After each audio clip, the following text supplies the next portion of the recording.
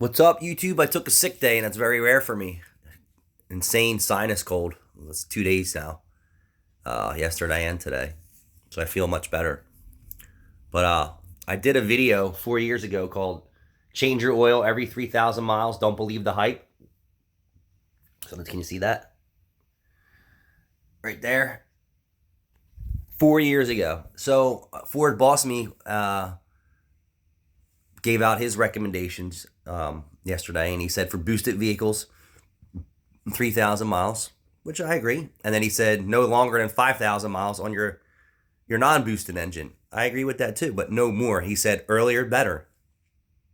There is no such thing as too soon of an OCI interval, oil change interval. And I agree with that. So either if you have a boosted engine or a non-boosted engine or supercharged or turbocharged and naturally aspirated is what its technical term is, there's no power adder. You can't go wrong with changing your oil every 3,000 miles either way. And he's recommending, just like I was 4 years ago, saying, don't believe the lies. Don't care what your buddy says. Don't care about these other guys who aren't in the industry. We know, because we're the top level pros in the industry, that changing your oil every 3,000 miles is highly recommended. Not just, oh, you can or you cannot. Ford Boss Me advises it. I've advised it to you guys 4 years ago. These oil manufacturers are lying to you. Don't believe the hype. That's why I said that. Don't believe the hype. You're not driving 10,000, 20,000, 30,000 miles on your oil in today's vehicles. Nor could you do it in the 1940s, 50s, 60s, and 70s. You're not doing it. Same rule applies. 3,000 miles on full synthetic, 3,000 miles on crude oil. It don't matter. Don't press the intervals. But it's glad to see that, my video from 4 years ago got a little traction, but I think I was kind of ahead of what people were saying, and now it's coming to the front that these engines are burning a lot of oil right from the rip. And now they're saying because they're low tension oil control rings.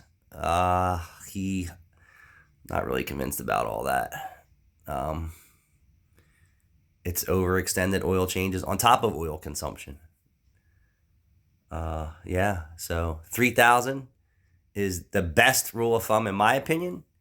And 5,000, and I look at it this way: if you tell someone you can go 5,000 miles, what are they going to do? They're going to go 8, 10.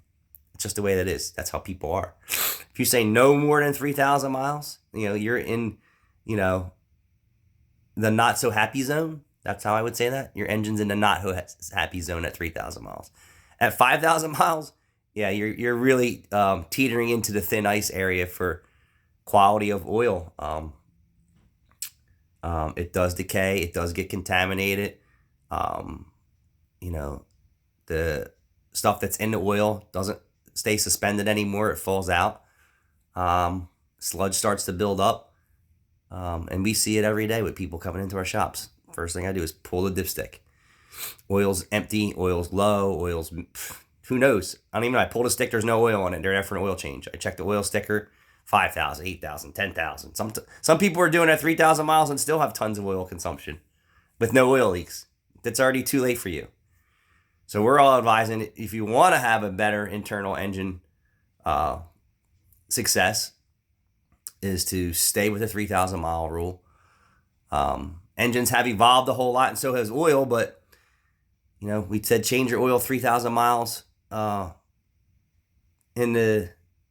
started in 1991, so even before that, the 80s and the 70s and the 60s, it was 3,000 miles on crude oil. Now they're saying on synthetic oil, 3,000 miles, 5,000 miles.